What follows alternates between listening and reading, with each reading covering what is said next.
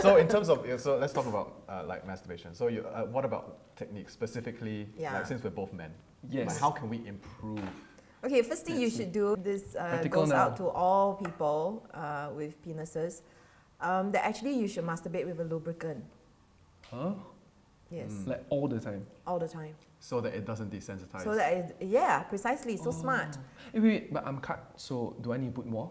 Doesn't matter, just don't put too much. Okay. Then you feel nothing. Okay.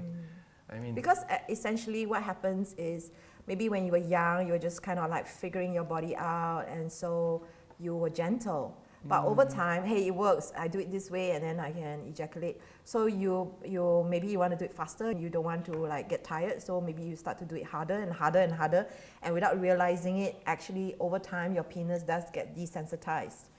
So masturbating with lubricant helps. Okay, wow, is that? Be more gentle with yourself. I'm very gentle. So I know a lot of people masturbate with water, soap, saliva, oil.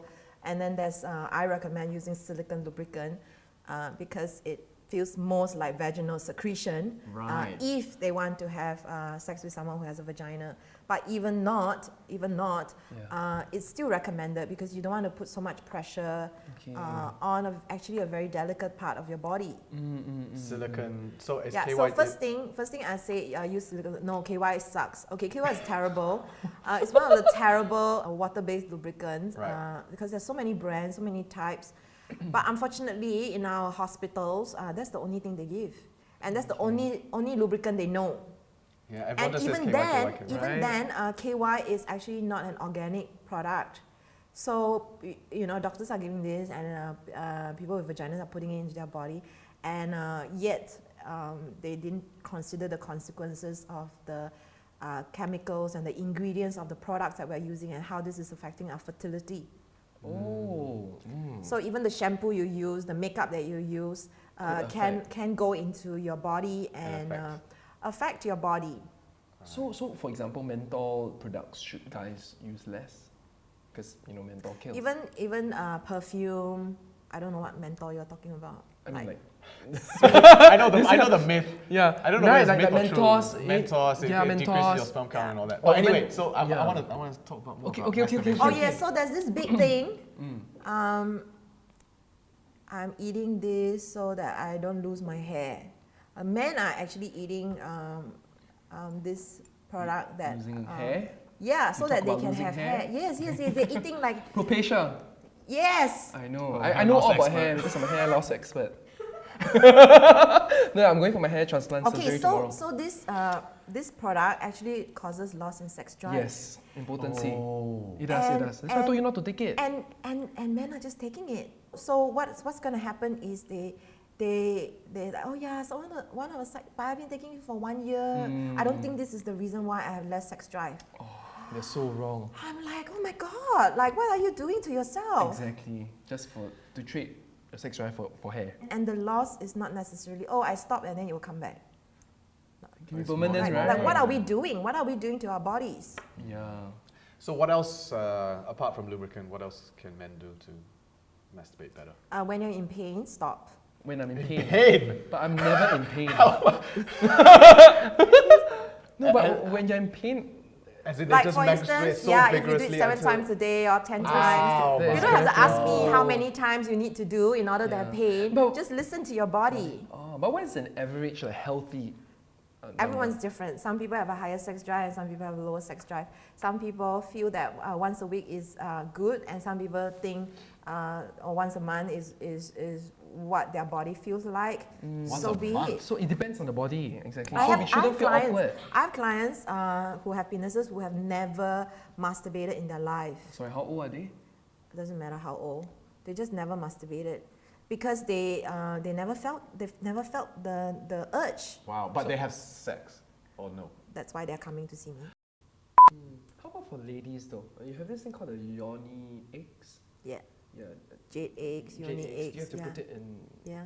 Yeah. So you don't have to. You can if you want. So let's talk about the variety of female sex toys out there, because there seems to be so many, right? So I mean, so how does that one work first? The jade. You put it in your vagina and you just walk for the whole day? Okay, so your muscles will tense around the egg, and you can move it up and down your vaginal canal. Oh, yeah. With your own muscle without using your hands. So what the egg does is it just brings a point of focus. It's easier for your body to remember, oh, there's something there that shouldn't be there. Let me try to focus to move it up and down. Oh my God! Wow. So it's more like doing exercise, or yeah. but not so much for pleasure, but doing exercise for the. It can be pleasurable. It can be pleasurable. It's a massage. Oh, so there are different sizes also, right? Yeah. And you just keep it in there for. Well, it's said to be like for 20 minutes. So you have to clean it first, of course, and then you put it inside for 20 minutes, and then you do various exercises. Do you personally practice that? I know about it, I appreciate it, but I don't do it because I'm lazy.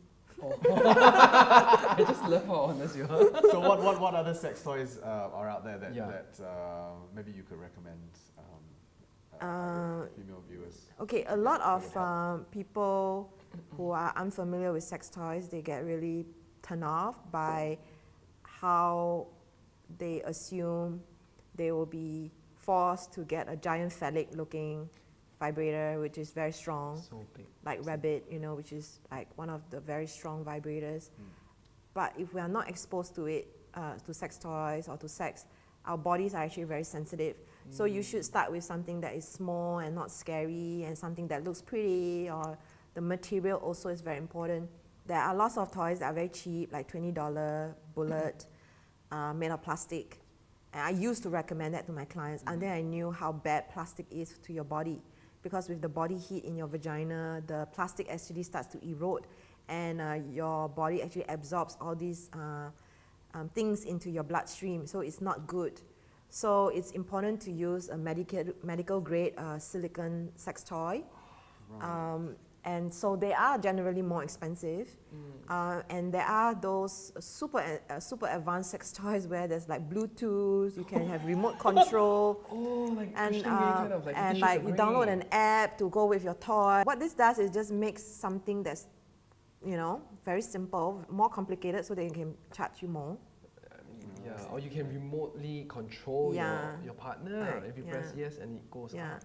It's more like a novelty thing, seriously. Like it's expensive, and you can synchronize it to music, to the tempo, and but there's conditioning your mind also, right, to react to a certain rhythm. Yeah, we forget how dynamic it is. There's something doing something to me versus I can do things to myself. I can fantasize, I can breathe in an excited way, and then my body gets excited.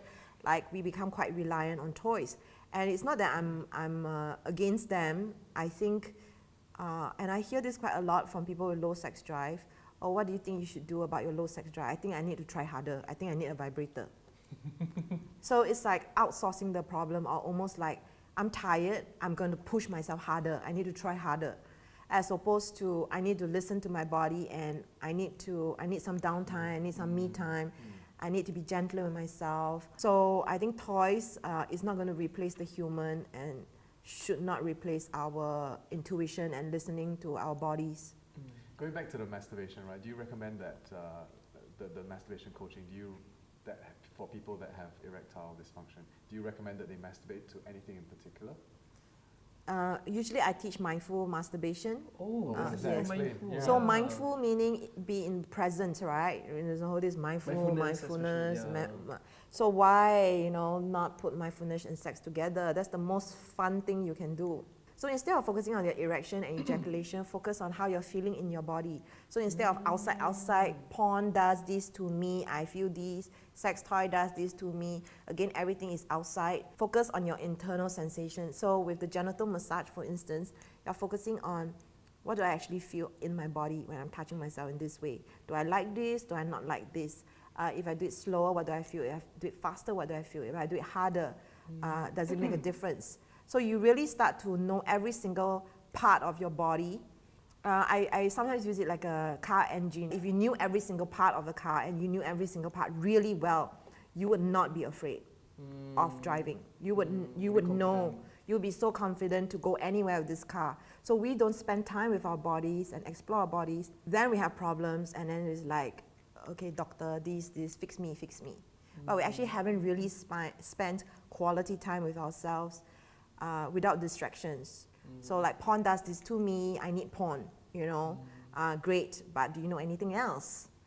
If I take away the porn, are you going to be okay? Masturbation in itself should be a skill. That's why I teach this. So it should always be geared towards improving your sex life.